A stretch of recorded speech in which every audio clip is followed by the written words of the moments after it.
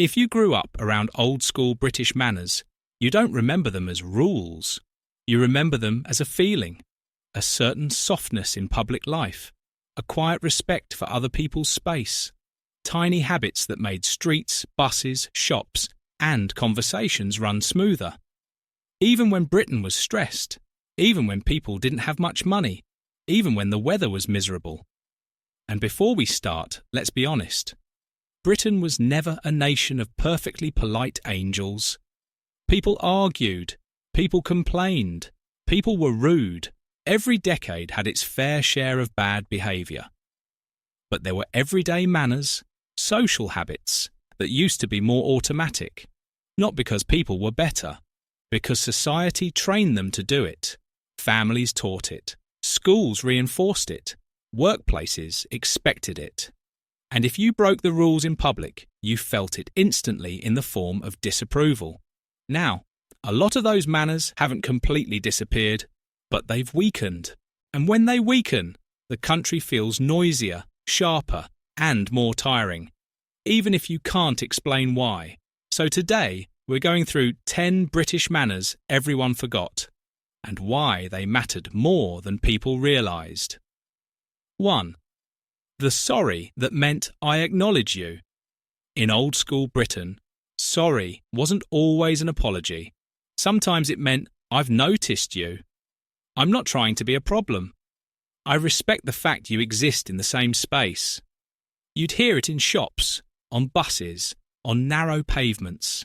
Two people bump shoulders and both say sorry, not because both are guilty, but because the relationship is being repaired instantly before it turns into tension.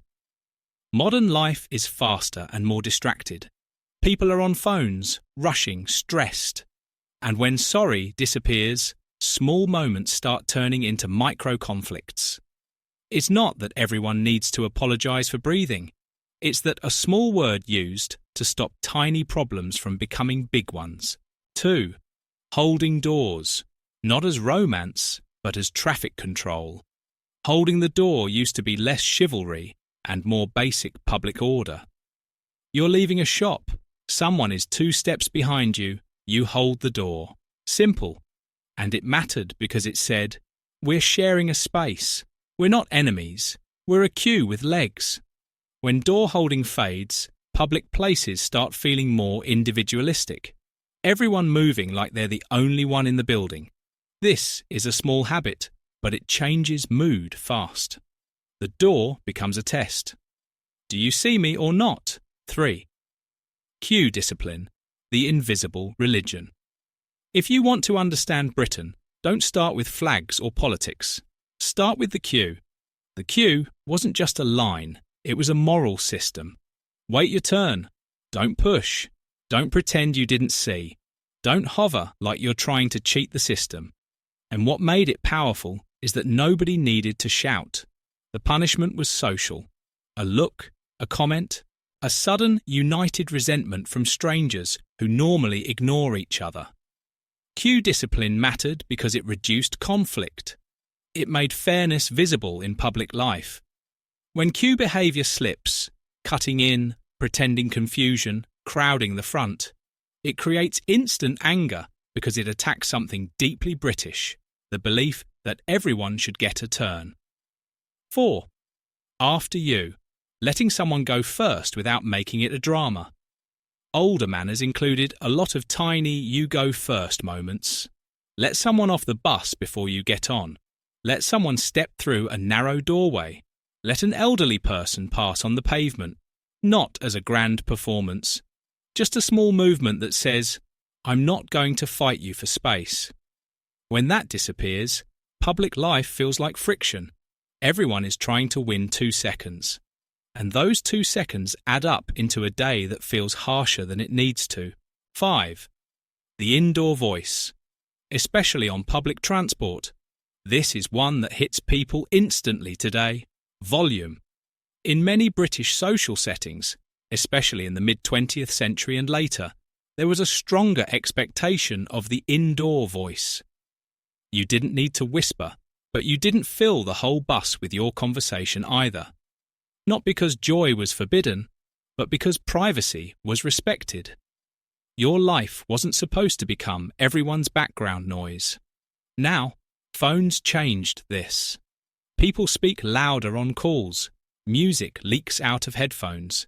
Everyone is used to constant sound, but older British manners leaned toward, don't force your personal world into everyone else's. It's not about being miserable, it's about sharing the space. 6.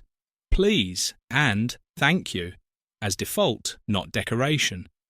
There's a difference between using manners when you're trying to impress someone and using them automatically, even when you're tired. Older British politeness often ran on default please and thank you, especially in shops, cafes, and everyday service interactions. Not because people were obsessed with being fancy, because it kept life smooth. A polite exchange is like oil in an engine. You don't notice it when it's there. You notice immediately when it's gone. When basic thanks disappear, people feel treated like machines. And when people feel treated like machines, they behave colder in return. 7. Greeting neighbours, the tiny social glue. There was a time when greeting neighbours, even with a simple nod or morning, was more common. Again, not because everyone was best friends, but because communities were more local. People stayed in the same area longer. You saw familiar faces repeatedly. A small greeting created safety and belonging. We recognise each other. We're not strangers. We're sharing this street. Today, people move more. People commute differently. People keep to themselves. And some of that is totally understandable. But when neighbour greetings disappear, the area feels less human. You can live next to someone for years and still feel like you're in separate worlds. 8. Writing thank you notes, especially for gifts or kindness.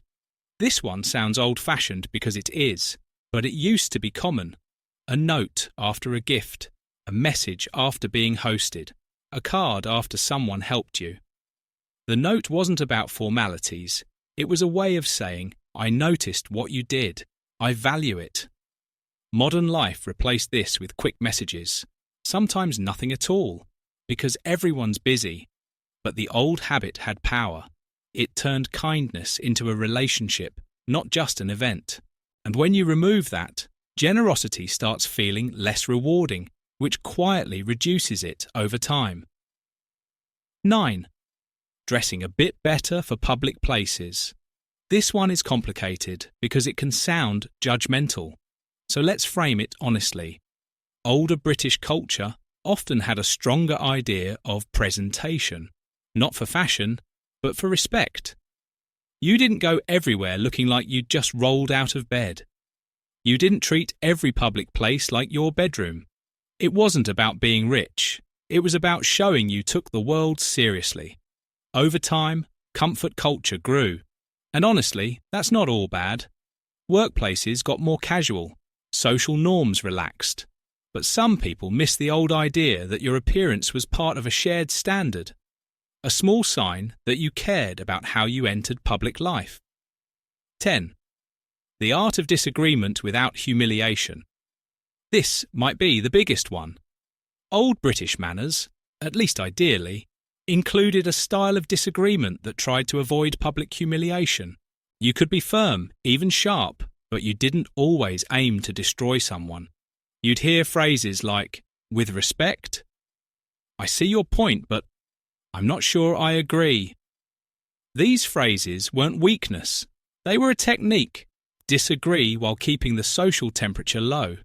Today, a lot of disagreement happens online, where the goal is often to win, dunk, embarrass, or perform for an audience. And when that style leaks into real life, society feels tense. Because manners aren't only about politeness. They're about reducing conflict so daily life doesn't become exhausting. So why did these manners fade? Not because one generation suddenly became bad. Because the world changed. Life got faster. Cities got more crowded. Phones distracted everyone. People became more stressed and more rushed. Communities became less local. Work became more demanding. and public life became more anonymous. In an anonymous world, manners feel less necessary because you might never see that person again. But here's the irony. The more anonymous life becomes, the more manners matter, because manners are how strangers live together without constant conflict. They're not about being fake. They're about making shared spaces survivable. And if you grew up with these old habits, that's why modern life can sometimes feel sharper, even when nothing big is happening. It's the 1,000 tiny moments, the missing sorry, the ignored door, the loud phone call, the queue chaos, the lack of thanks. Individually small, collectively, they change the country's mood. So if you want a final thought that actually lands, it's this. British manners weren't just cute traditions. They were social technology, a quiet system designed to reduce friction between strangers. And if Britain wants to feel calmer again, it won't be fixed by one big policy. It'll be fixed by millions of tiny choices that say, I see you. Because that was the real heart of old British manners. Not perfection, not poshness, just a simple daily effort to make shared life a little easier.